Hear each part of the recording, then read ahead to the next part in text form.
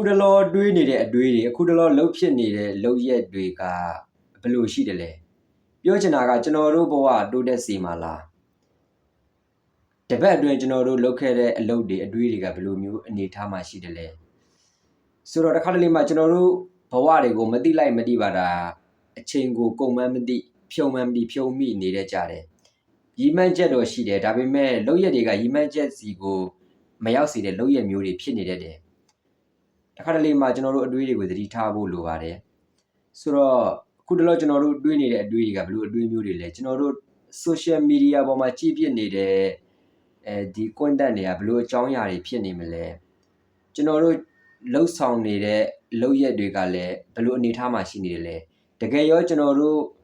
ဘဝကိုတိုးတက်စေမှာလားတစ်ခါလေမှကျွန်တော်တို့ပြန်ဆန်းစစ်ဖို့လိုပါတယ်တကယ်လို့မတိုးတက်စေဘူးဆိုရင်တော့ကျွန်တော်တို့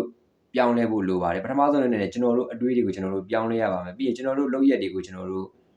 ပြောင်းလဲရပါမယ်ဒါမှပဲကျွန်တော်တို့